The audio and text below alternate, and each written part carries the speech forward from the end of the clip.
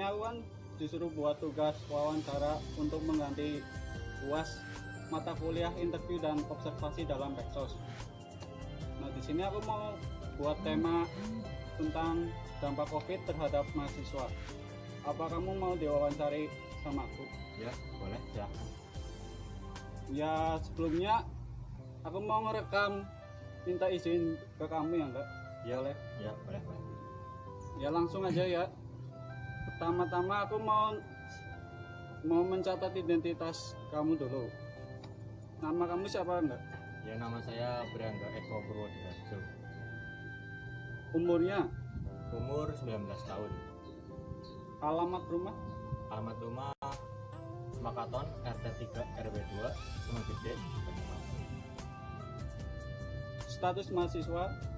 Ya, saya mahasiswa UNES, Fakultas Ilmu Keolahragaan, jurusan PJKR atau Pendidikan Jasmani, Kesehatan dan Rekreasi.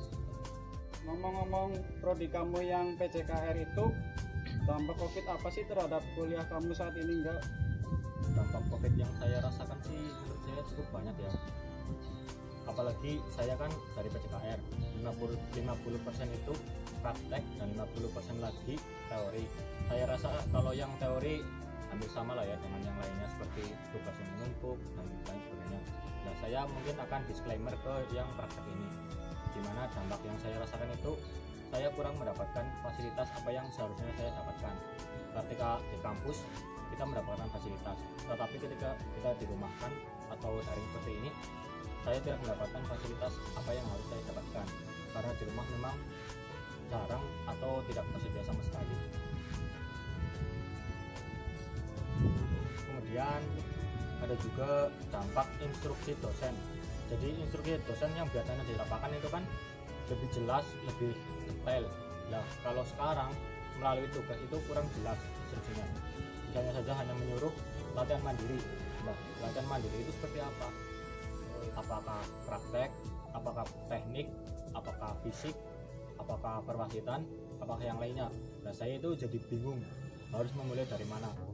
Sementara yang teman-teman yang lain saya juga tidak tahu harus mulai dari mana. Jadi terhadap dampaknya akan beda perspektif antara mahasiswa itu sendiri dan juga dosen itu.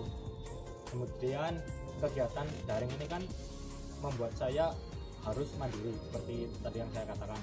Nah, itu kendalanya latihan mandiri ini, saya kurang fokus dalam latihan, merasa bosan atau malas karena ya latihan sendiri bagaimana rasanya lah, pasti bosan, nggak ada teman, nggak ada motivasi, nggak ada dosen yang membimbing. Berbeda kalau memang dilakukan bersama dosen, pasti akan bisa langsung dilakukan evaluasi ketika saya melakukan kesalahan, entah itu tekniknya salah atau pukulannya kurang kencang atau mekanisme gerakannya salah, seperti itu.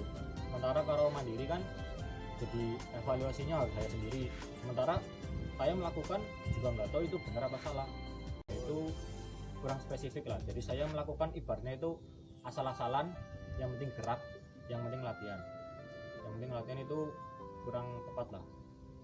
Kemudian Apakah ada dampak lain lagi terhadap kuliahmu enggak? ya ada ya tentunya, karena saya dari olahraga diperlukan fisik yang prima. Nah, itu tadi ketika saya di rumah saya terbuai lah, misalnya mainan HP, rebahan atau apa, terus nggak ada teman, jadi saya nggak ada motivasi untuk bergerak. Tentunya karena kondisi ini fisik saya akan menurun karena jarangnya latihan dan intensitas latihan yang sangat minim, seperti itu. Jadi saya yang khawatirkan itu fisik menurun, dan ketika nanti akan masuk kuliah kembali akan sulit untuk mengikuti pelajaran. Selain itu imun saya juga bisa saja turun, dan dampak kesehatan lainnya pasti akan berdampak lah, seperti itu, sakit atau apa. Oh ya.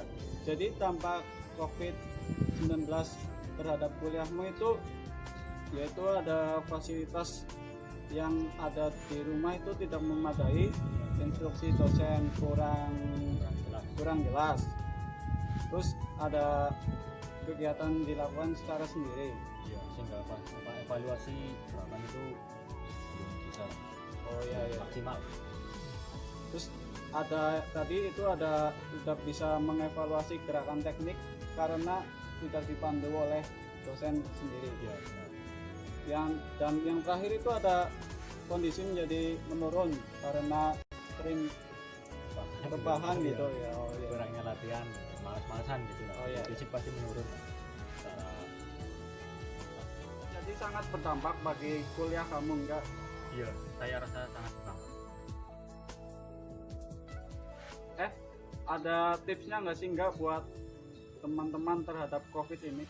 Iya, saya mau sampaikan buat teman-teman ya, jangan lupa tetap olahraga di rumah, jaga makan, jaga pola tidur, karena semua ini saling berkaitan untuk meningkatkan imun kita dan juga bersama-sama kita lawan COVID-19.